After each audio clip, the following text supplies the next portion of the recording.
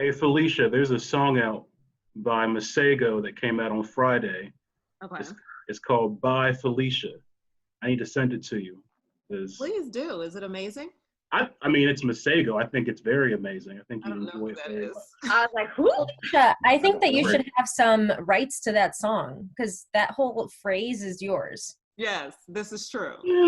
So I can represent you. Yeah. And all of the annoying laughter I've had to suffer over decades of this. It's technically Ice Cube's phrase. I was like, yeah, no.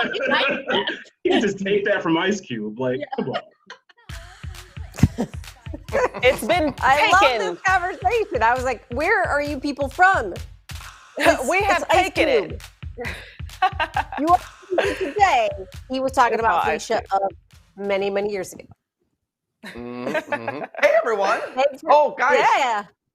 I get to do this. Remember I started this whiteboard yesterday? Oh, you did. You started this. There we go, everyone. You're 2/5 of the way. Like everyone. 59 more minutes, and then you can do that, John. Well, right, but I mean everyone else out there who's sitting on the couch, chilling, relaxing, you're done with Tuesday. Yes, and welcome, everybody. You are watching The Jam. Yes, you are. We have some new developments that we're following. CPS says it plans to go back to in-person learning in January.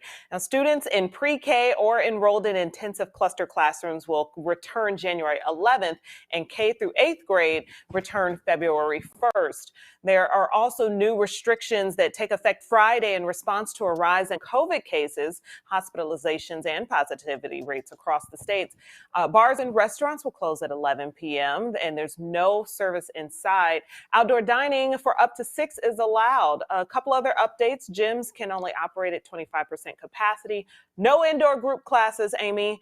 And theaters, indoor museums, and amusement centers will be closed as well. Well, that's fine. I go to class every single day, but Felicia doesn't want to recognize that I work out at a gym too. But you just couldn't let somebody else have the shine, John. That was Amy's moment. I like to share it, but I like it when it shines upon me at least halfway. No, none of this is mind-boggling breaking news to me. I'm actually surprised we didn't get there sooner when we were breaking 10,000 cases a little while ago. It makes sense. I mean, it's too bad, but I mean, I'm not surprised if we get here. I'm not surprised if we go further, and I think it's what's needed. Yeah, we got notice last week that Henry School is going to go back to, in-home learning, e-learning. And then they actually changed it. They said it was going to be a week away, and they're just like, nope, do it right now. And so he's been back all week. I mean, today's Tuesday, but my sister's kids are going back next week. I mean, everybody in the area is going back. It's what the health departments are recommending. So I think people are following suit. Yeah, I mean, there's no perfect answer here. In Mayor Lightfoot's statement, she said that we are trying to balance equity for education as well as the health crisis that's going on. And balance is exactly that. Sometimes it doesn't work out the other way. So, you're trying to just stay on top of things. I will say she also noted that pre-K students, she felt like the youngest students weren't getting the attention that they deserved. They weren't getting the best quality education, which is understandable. Imagine pre-K on trying to do remote learning. Yeah. Oh. The only good piece of news we have from the numbers recently are that in 10 of the 11 regions, that positivity rate, which is extremely high, it's well into the teens, has leveled off from last week a little bit or dropped even a little bit, except in one region in the south suburbs. So hopefully we're still absurdly high, but hopefully it'll start to go on down here and we can open these things back on up. But it's going to be a long winter. I think we just need to be prepared for it. Good call. Yep. All right, once the pandemic hit, one of the first things to go was live performances for comedy, for music, and unfortunately, it'll probably be one of the last things to come back gathering in person. But one stand-up comedian who has a real good background in IT and knows a bunch of other people of the same, Bubba Ginnetty, joins us now. And Ryan, you guys came up with such a creative solution in the form of Incrowd. Tell us what it's all about. I mean, in the midst of the pandemic, we just saw a void, specifically for comedians, but all performers really, where, it was going to be hard for them to connect with their audience and their fans in a way that felt, honest and real. So we created an interactive audience platform for artists to, showcase their material and keep their creative performances going during a time where we don't get it as much. And we wanted a way to feel real. You know, you could watch a live stream with headphones in and be disconnected. And I guess that's cool, to a certain degree, but specifically for comedy, you need that give and take between the comedian and the audience in order for those laughs to happen, to know that your joke's working, and also for the audience to feel the laughter is to also be able to identify with it. So it's a lot more stronger when those things are connecting. So that's what we were aiming for, and we've done a really good job over creating it. So you actually have built this screen platform where comedians, it's got this curved edge to it. It just feels interactive to the performer and to the folks that are there. Yeah, what we wanted to do is kind of create a virtual, arena or amphitheater for the performer to be really enclosed in its audience, to really feel that energy like you do in person. And we wanted that audience to not only be able to feel like they're in the room with the comedian, but also be able to see themselves and hear others and, kind of have a whole audience experience instead of an individual experience. Because I feel like comedy individually is consumed like intellectually, but when you have it, the togetherness of the audience, then you really be able to laugh, and laughs are contagious, and you can really feel like you're at an event while sitting in your living room. Yeah, this is so cool. I also think it's cool for even after we're through this pandemic. Because look, you're a live performer, and I imagine cannot wait to be in front of giant crowds again doing your thing. But I imagine that Incrowd kind of has a space even moving beyond that too. I mean, that's how we envision it. We see this platform being implemented in programming on existing, streaming platforms like Netflix or Amazon Prime and stuff like that, where you can kind of like get the experience from home like you're there, even if you're not there. And there's also people that people that are handicapped, people that don't drink alcohol, people that don't live near markets that these performers come to, or maybe they want to see their performer more than once. And just on a basic level, it's pretty cool to see some of your favorite performers live in your living room. There's no other way you've been able to get that before. And in fact, this might make us all a little lazy. Have you had any big performances lately coming up? I mean, how can people learn more, get involved? We have a show tonight that's teamed up with Team Coco, the Conan O'Brien show. We got Moses Storm, Laurie Kilmartin, Solomon Giorgio. And, we also have musical performers. We had Amari on in here. We had our country artist, Tyler Rich. And we have a lot of things coming up, both music and comedy, and some even, public motivational speakers. So we really have things for everyone. And when's your show for 50,000 people? I want to watch Ryan. I mean, I'm on a lot of our programming of the Incrowd Comedy Live shows, man. And, hopefully you'll be seeing a short special from me soon. Hey, it's really great to catch up. This is a genius idea and really could help a lot of people, a lot of performers and people that are looking for some entertainment during this time. Congrats to you guys, all right? I appreciate it, man. Hopefully someone, come check out the Incrowd whenever you can. Yeah, for sure. All right, let's get the information up on the screen for Incrowd and all their upcoming shows, their social media handles where you can go. And Ryan Bubba Ginnetty, too. Funny guy, and shows a lot of smarts there, too. All right, thanks, Ryan. All right, well, he is out of here. I kind of just wanted to do that. It doesn't really fit with the story, but you know what? It's the Cubs in now. Theo Epstein. That was good. That was good. He's teamed in a year earlier than expected. Last day is this Friday. Epstein spent 9 seasons with the Cubs. That includes the World Series win in 2016, several postseason sights that they saw. He reportedly plans to take a season off before pursuing new opportunities. And many people are wondering what that opportunity could possibly be. But Jed Hoyer is taking over for Epstein. So, John, is he going to the Mets? No, I think he might be going to the Bears. No? That's a rumor out there. Yes, he's a baseball guy, but he's an operations guy at heart. That's one rumor out there. He says he's going to take a summer off.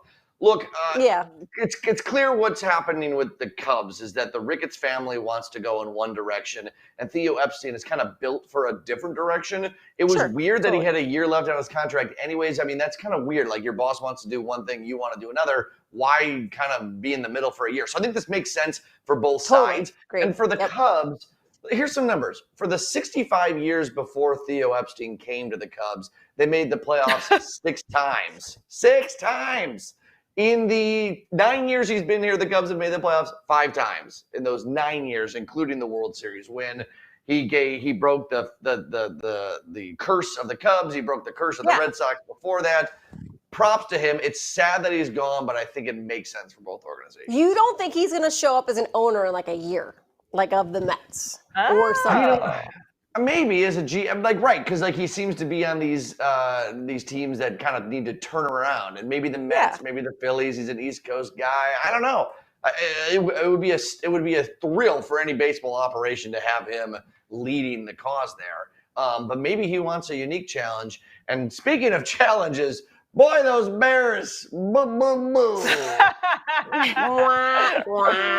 You want to take on a challenge? There you go. Woof. That is a challenge.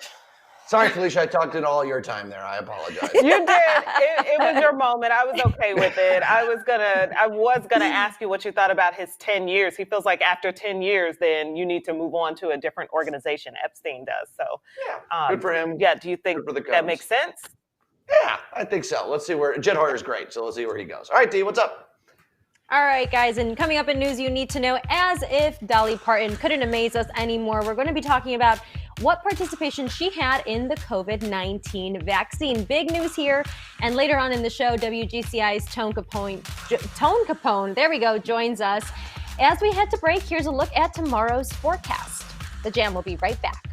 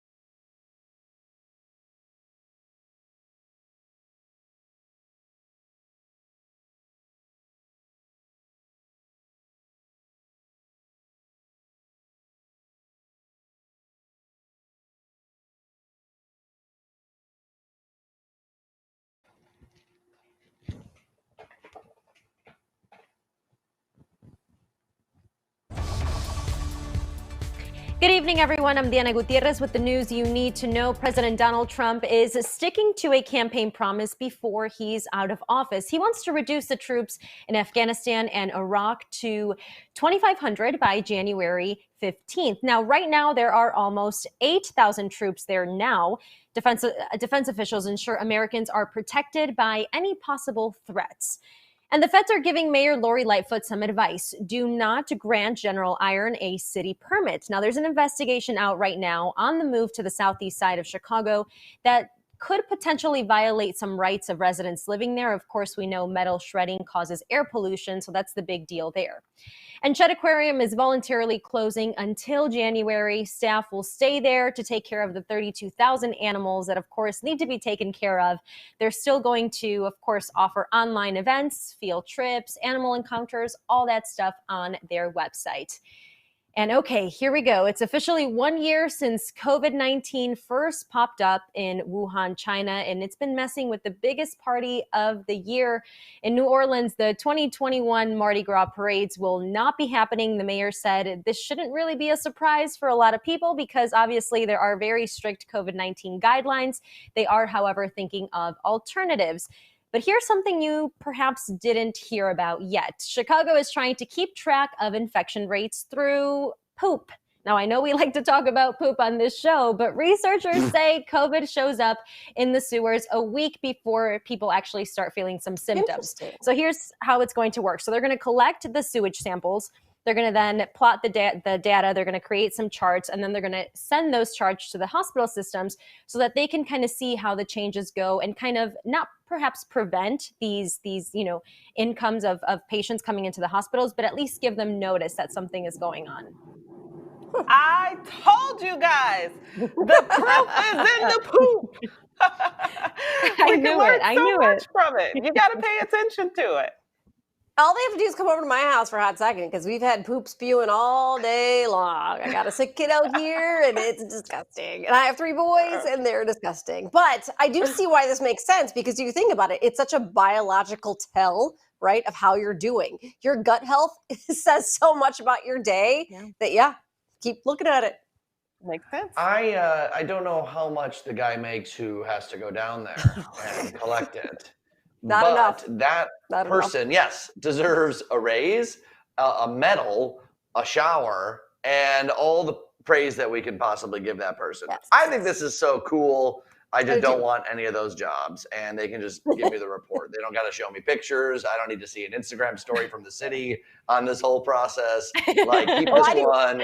That No, I do want to see. Oh, okay. All right. That's the one Instagram story I want to see. Truth in the sewers. Well, I you know, was wondering, Mayor where do Lightfoot. you- I was going to say I Mayor just wonder where Lightfoot you dressed go up for as this. Miss Corona, and maybe she'll take part in this somehow. I don't know. Yes, absolutely. I don't know. I spent longer than I should looking at stool samples on Google today. Anyway, let's switch gears here. Let's talk about Dolly Parton. She is getting recognized for, we're moving on, John. We are moving on. Dolly Parton is getting recognized for helping create a COVID vaccine. Now, she donated $1 million for research on Moderna's vaccine. The donation also helped with convalescent plasma studies at Vanderbilt. She was mentioned in the New England Journal of Medicine. Of course, the Moderna vaccine shows 94.5% efficiency, but this is a big deal. This is pretty cool. So I saw this story was coming up at the commercial break. I wrote a little parody song. Y'all ready for it? All right, here we go. Go ahead. Okay. Working 9 to 5 on a way to keep people living, throwing COVID by. All those vaccines will be given. We just need their minds and we'll give them all the credit. It'll save your life, that vaccine, if you let it. Come on. Okay, I will be right back. I'm going all right, to you leave. Just. The rest of the crowd liked it. They're cheering. I can hear them at home clapping. Yes. It was cute. It was really cute. It was good. It was good. Yeah. On a side note, I met Dolly Parton a number of times because I used to work up in Tennessee and up in Piggy on Forgay, as many people call it, Pigeon Forge, and Gatlinburg. And she is amazing, and she has done so many things for her community. The fact that she is doing this, I don't think is super surprising. She is a wonderfully giving person. So we've learned 2 things today. We learned that it's not Pigeon Forge, and Amy's related to Dolly Parton. Yes. Oh, only in my dreams. Hello. Did she give you like a polio vaccine when she saw you or anything? I am not related to Dolly Parton. Okay. And That's a good one. That's a good one. All right, guys. Black Friday deals now or later. When we return, an expert weighs in on the perfect time to grab the best perks. Right back. I get it. Just now? Took me a second.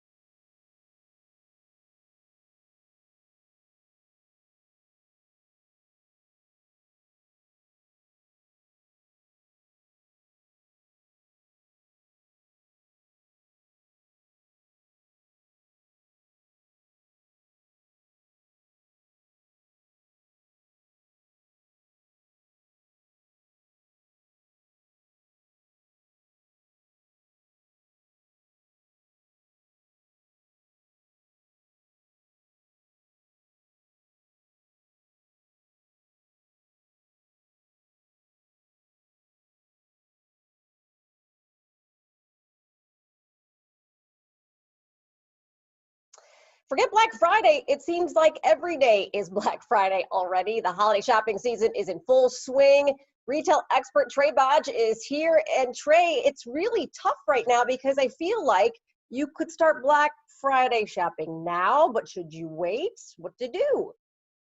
Yeah, so the deals are all over the place. So it is really confusing, I think, for consumers to figure out what they should be buying right now. So right now, I'm seeing fantastic deals on things like electronics, like laptops, tablets, flat screen TVs, and then also some kitchen appliances. So there are fantastic deals in all of those categories. If you see something really deep, it's okay to do it now rather than waiting for Black Friday. The retailers that I would really look at for these strong, deep discounts would be Amazon, Walmart, Target, Kohl's, Home Depot, and Lowe's, and then also your wholesale clubs like Sam's Club and Costco. All right, let's talk about what is hot this year. So many hot gifts. I mean, obviously around this time, we see these big doorbuster deals on the categories that we talked about. But I think in terms of categories, the things that are going to be really appreciated when your recipient receives them, first of all, will be things that give you that gift of discovery because we're trapped in our houses a lot of the time. So I would think things like subscription boxes or genealogy kits. I just found out that Ancestry has something really cool called the online gift subscription, and that gives the recipient access to the world's largest collection of online records, and they can discover all sorts of cool things about their ancestors, and that's 20% off right now. So I think that's a really cool gift. And then I would also say anything that's cozy, comfy, things like blankets and slippers, things to keep people busy like puzzles and games. And then also spending money, I think, will be very popular. Yeah. A lot of people are struggling financially. So if you're not and you can give someone spending money, I would say do that. How do we support local during these times? Yeah, so I've been talking a lot about small businesses, especially Black-owned businesses are really struggling right now, and so many small businesses are closing. So of course, we all love to go to our Walmart, Target, Amazon, but I would so strongly recommend going to that favorite boutique that you have downtown and seeing what they have.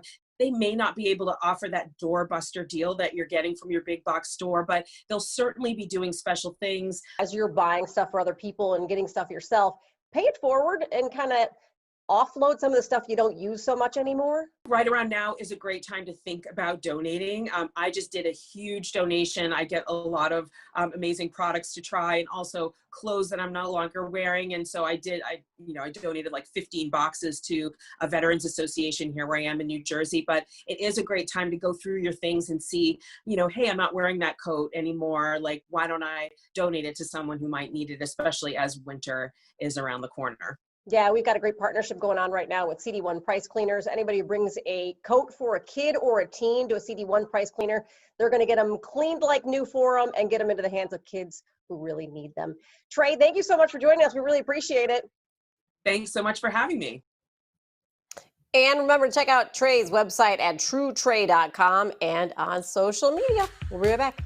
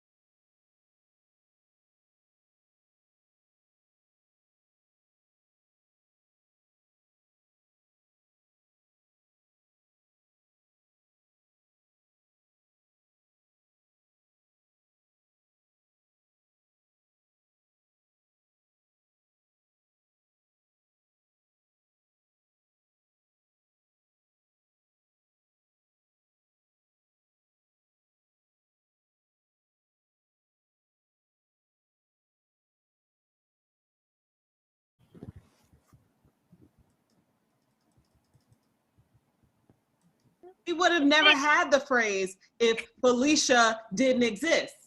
But you weren't the Felicia he was talking about.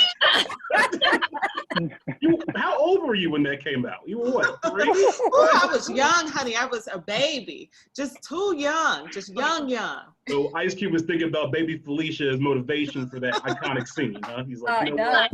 Bye, baby girl. It would be the first. Oh boy. I just want to say that during that whole thing, John was looking for the record button or minimizing windows or something. So John, you didn't even participate. So if you have something to say. Literally the next words out of my mouth there were, what are we freaking talking about? Although I may not have said that particular F word. No, I got it now. I was like in and out. So I want to know, Felicia, did that ever bother you as a kid? The Bye Felicia thing, or did you wear it as a pride of honor? Not bother, but it's just the fact that people bring it up like it's a new thing and it pops up new like every 7 years and you have to like respond and laugh to it again. And it's like just unnecessary. It's not a joke. Did you ever ask your mom? Time I met, yeah. Did you ask your mom, why'd you name me Felicia? Why'd you name me Felicia? I named Felicia because my father's name was Frank and I didn't look like a Francesca, so they went with Felicia. That's perfect. Nothing what I do. Wear that, Felicia. Man, wear it's a it. good story. I can't make fun of you, unfortunately. That's a good one.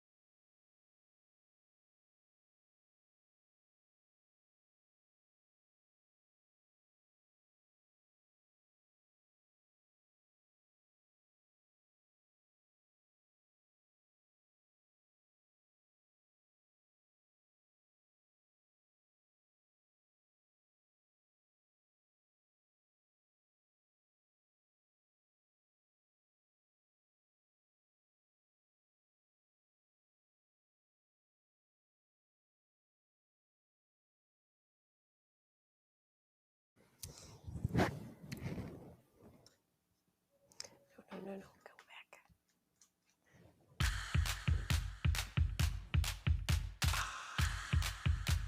Well, hello, everybody. Welcome back. You are, what are you doing, John? I'm out of coffee. You don't need any more. You need water. You're done. You're done for the day. All right, I'm cut off. And you're having coffee?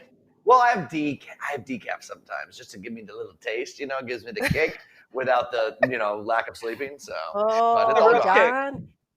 John Hansen and Felicia Lawrence joining us here too. Hey guys, it's gonna be a great week next week for a lot of families across Chicagoland. Chance the Rapper again doing some amazing things. Hundreds of families are gonna be getting their bellies full on Thanksgiving because he's giving a bunch of turkeys away. 250 turkeys at 3 different locations next week. His foundation, Social Works, is doing this. Socially distant giveaways, he says. He promises they will be very safe for everybody. at 3 locations. So check out Social Works on social media for more information. It'll be very cool. Awesome. Yeah, he always hits all the right notes for sure. Yeah, he does. He's awesome. Oh, no, I got you. Yeah, you got it. All right, the 3rd annual Music Summit is underway. WGCI, they always do an incredible job with this. Tone Kapone is here. I miss you, buddy. Hey, miss you too, buddy. It's the pandemic's got everybody like strangers that really actually were seeing each other pretty much on a frequent basis. Yes. And when it was like a week long or 2 week long, I think we're having fun. But now, we're so into this, but people have got music careers that they're aspiring to, that they want to get off the ground right now. So that's why this summit, and you guys have already done a couple sessions, but some more coming up, is so important. It is. I'm really glad that GCI brought it back. And I was worried about the pandemic, of course, and how they were going to manipulate it, make it work for everybody. But we've been doing it virtual, and it's been a huge success. Last night, I actually interviewed Jeezy for our master of the class presented by Hennessy. It was super cool.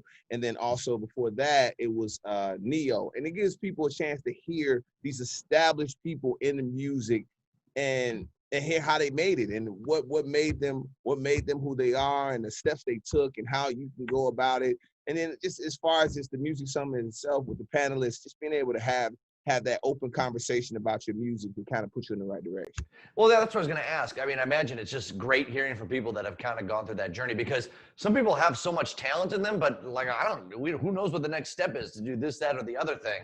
But then is there ever any feedback given? Like, do people actually get to play some of their music? How does that go? Oh yeah, actually they have it. It's super cool. They have it where you can play it for A&Rs, DJs, other artists, so you can get some real honest feedback. Because when you're making it, a lot of times the people in the studio with you, they'll tell you it's great, or you're in there making it by yourself and you don't know how to go, where to go. You might put a drum in the wrong place. You probably should say something a different way. There's actually a science to making music, and these people, when they're playing it, they're getting really honest feedback to help them go on with the journey. Well, and I imagine, this is the 3rd year you guys have done it. Eventually, you're going to start see people that have been through these panels actually start to make it, which is really cool. Yeah, well, actually, we did. Last year we had Polo G, who's right now XXL Freshman of the Year. He's come through it. The first year, Cowboy, his management, they went through it. So it's a lot of people that are really getting real deals. And, even God rest his soul, King Von, it's so much talent coming out of Chicago right now. People are we're really a hotbed for talent. So I'm sure somebody in one of these panels are going to pop off. You have been keeping busy, doing the afternoon show, got a podcast too, right? Yeah. The What More Can I Say podcast, which we created during the pandemic, during the quarantine. And it's been really cool. Shout out to Zach Boog and shout out to Kiki. We're having fun. We just taped our 28th episode. Is up today. So, yeah. When you start at 1, you think, oh, man, we're not going to make it to 20. Then you're like, oh, my God, you're going to be at 100 before you know it. Yeah. Well, wait, my fault. 29, actually. Oh, okay. Yeah, we're almost 30. Yeah, look at that. It's going so fast. That's great. Well, Tone, it's always great to talk with you. Let's get the information up about the summit up on the screen there for how people can get involved. And, of course, it's the whole GCI crew takes part in this, as well as some big names. Let's get Tone's information up there, too, where you can follow him on social media. A good follow, and his podcast, too. Yeah, always doing good work in the community. And here's some other people who are doing good things for others as well. The Bridgeport restaurant Kimski is paying it forward with a new initiative called Community Canteen.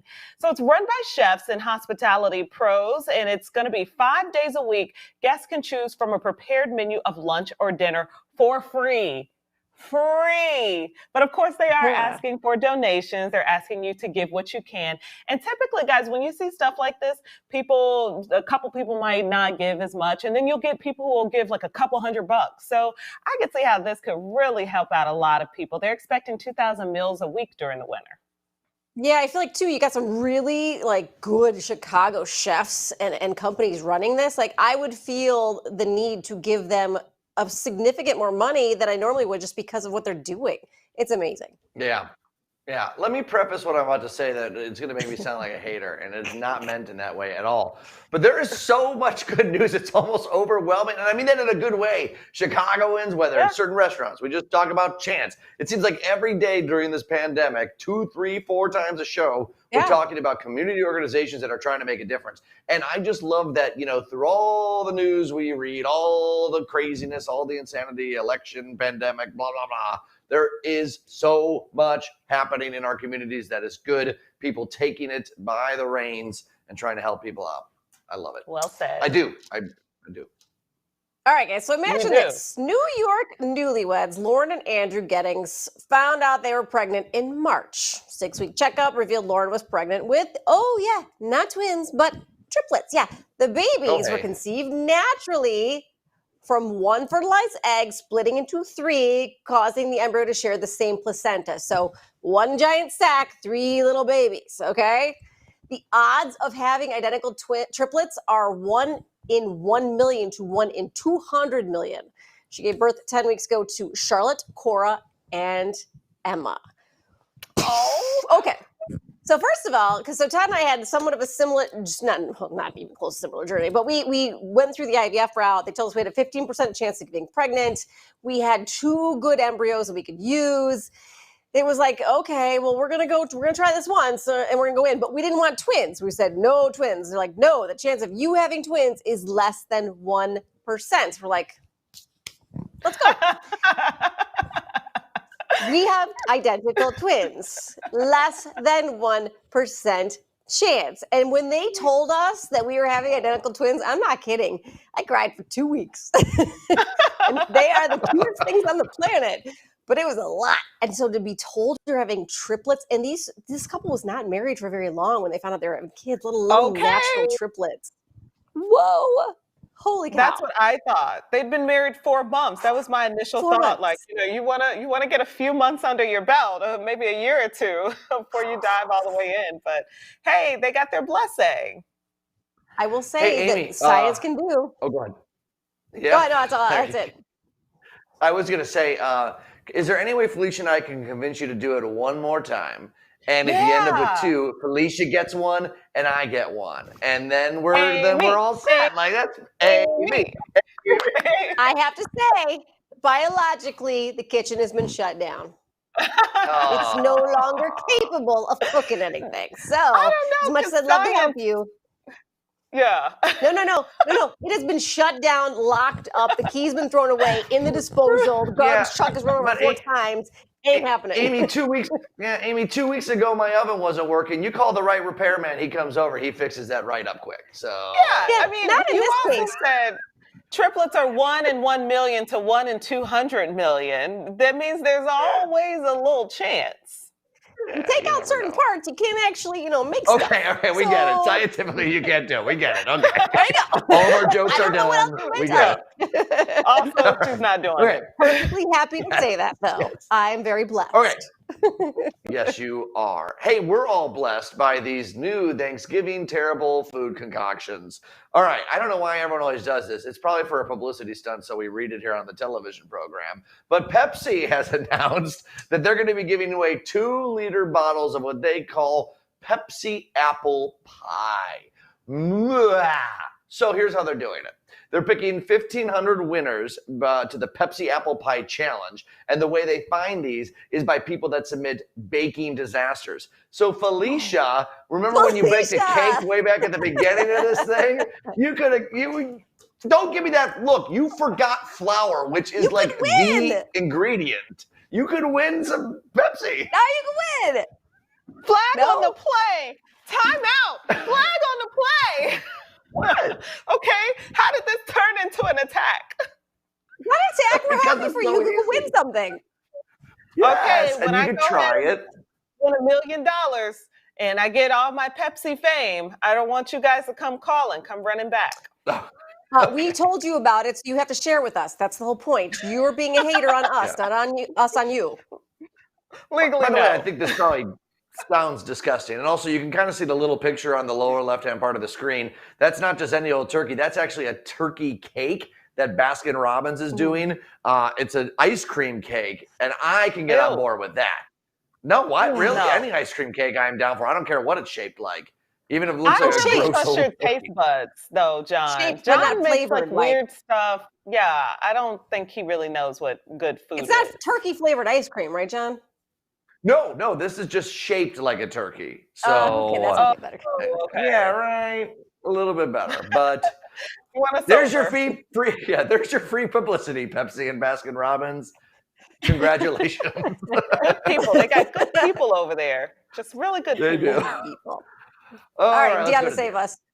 All right. Well, if it doesn't look good, I'm not eating it. Definitely that. If it doesn't look good, do not eat it. Okay, guys, from Fleet to MySpace, social media took center stage in the news today. Coming up after the break, we'll catch up on what you need to know, what's popping, what's going on in headlines right after this.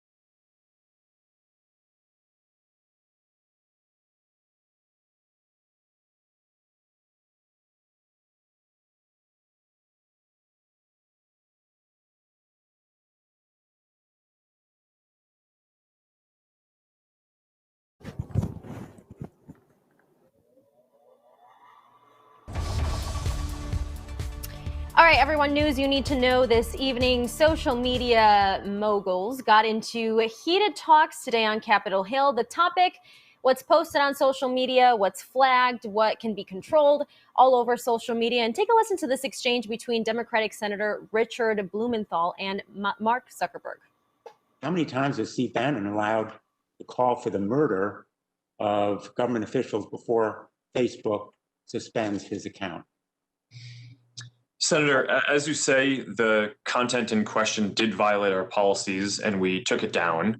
Having a content violation does not automatically mean your content, your account gets taken down, and the number of strikes varies depending on the amount, the type of offense. So if people are posting terrorist content or child exploitation content, then the first time that they do it, then we will take down their account. So Republicans here are basically saying that social media is prohibiting free speech, especially with this 2020 election. And Dems are saying, like you just heard there, that more should be done to control what people say online. Now, this is a heated topic, I think, because I feel like social media isn't social media anymore. You know, back then it was, oh, I want to reconnect with friends. I want to share something funny. Now it's, I don't know. Now it's kind of lost its sense of that, you know, innocence of sharing things with people.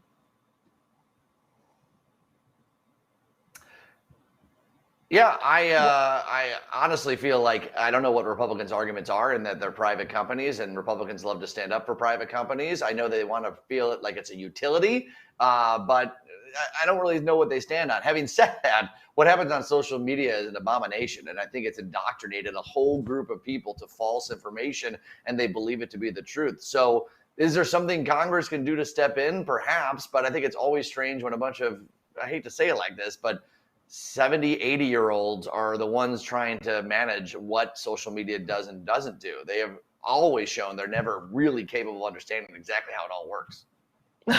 That's true. At least they're having conversations about what's going on, which is an important step. But it still feels like we're a long way away from any action being taken. And I mean, the best thing I guess I want to tell people when we get on our journalism soapboxes is to please fact check. Don't trust everything you see on the internet. Check your sources. Get it from a credible source. Literally every journalist screaming from the top of their lungs for at least the last 4 to 5 years. Yeah, so many times. Not only journalists, the president. He just announced the firing of the head of his DHS election security agency. You might remember the report last week. Christopher Krebs put out a report saying that the election was safe. It was one of the safest elections that we've had, if not the safest, and that there was nothing to be said about Dominion changing votes. Basically, any of the conspiracy theories that the president has touted on social media.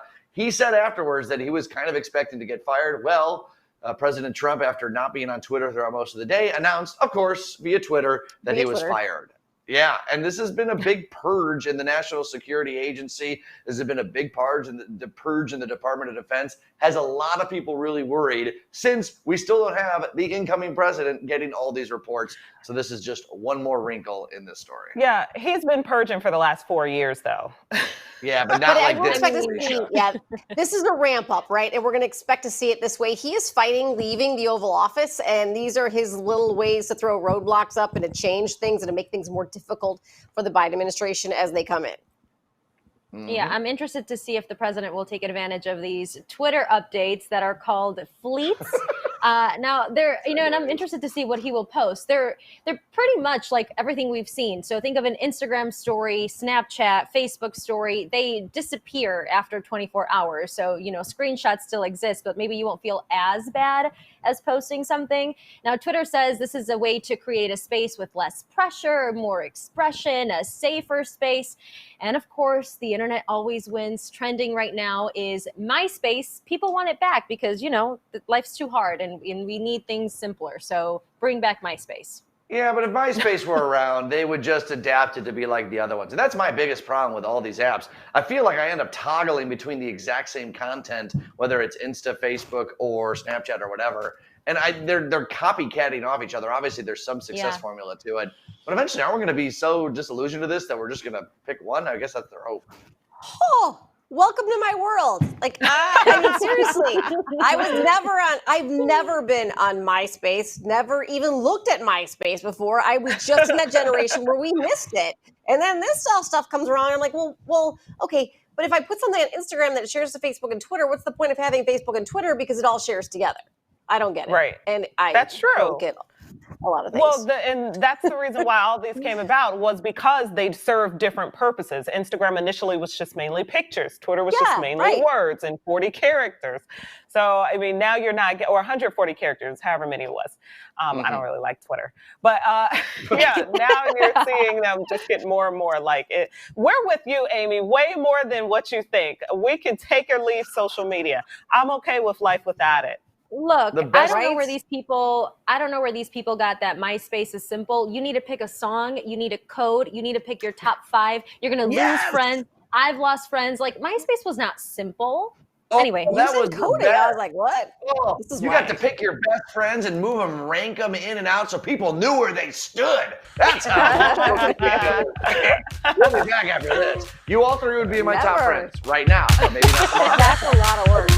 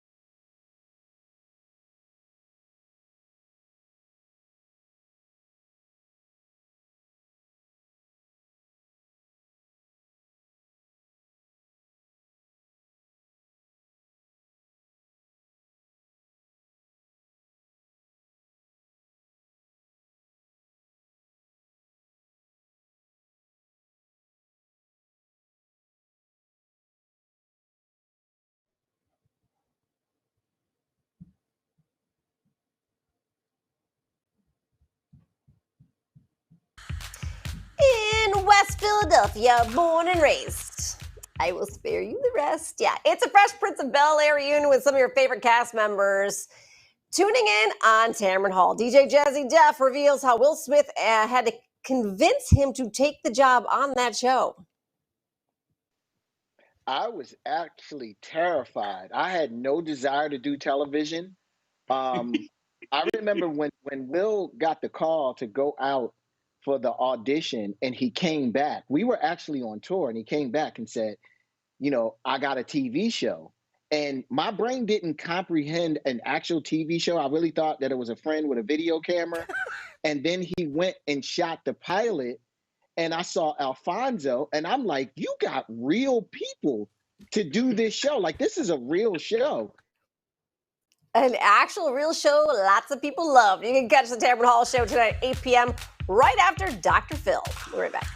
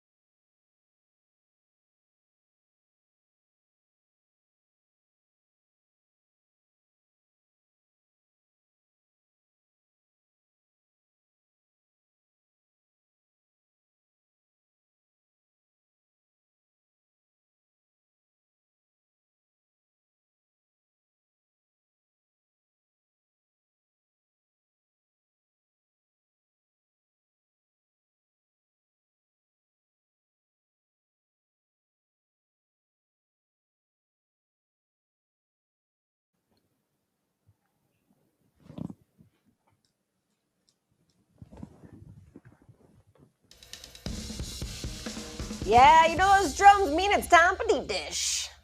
Okay, well, things aren't always as they seem, like 5G. They say that it's the fastest internet out there, but it doesn't always seem like it is.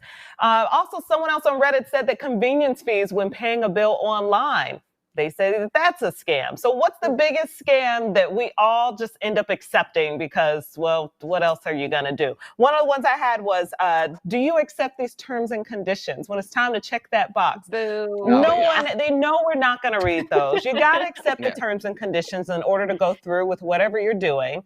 It's a trap. All right, y'all send me your good vibes because I am hoping and praying, and I think, but I don't know. So I recently upgraded my phone to the 12 Pro, but based on the fact that if I turned in my old phone, I got like an $800 credit, which is why I did it. And I turned in my phone. Yeah.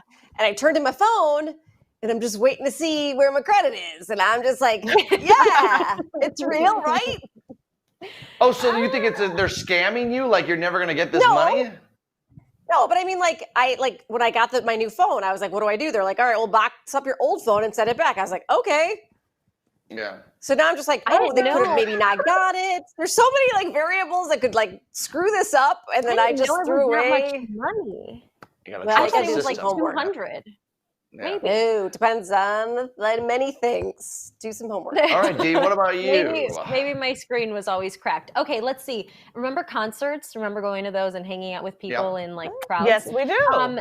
You know, Felicia, you mentioned it, the convenience fees. I mean, a ticket was $79.50, right? All the way at the top, because that's all I could afford. At the end of the day, I ended up paying like $140 or something crazy because of those convenience fees. What are those? Yeah, those are not cheap. Yeah. Right. And it's literally a website-based ticket operation. And where's the convenience? The convenience was me entering Ticketmaster.com. Okay. And plus, I had to print the actual ticket. Oh, yes, true. Right. Yeah, my Speaking of which, printer ink? yes, printer ink is a scam also. But All right, here's 2 I got for you. One really quickly, it's kind of going out of style, but college textbooks. Oh my gosh. You were paying like $700 a semester to read what some old guy wrote, and you had to do it. You always had to do like the newest edition, and it's like you change 4 words. I love college textbooks. I love the tactileness of them. And open them up, and then you can see the notes. I just love college textbooks. Love them. Yeah, but not the buy price newspaper. Not to grab buy. one of these. Who cares? Yeah. All right. Here's the last one, and this one I know is going to upset y'all. Diamonds. They are rocks in the ground. Who time out. cares? Yeah. No, I'm with you. Still with you. They don't mean anything. Why do they cost so much? They're shiny. Buy me a big fat one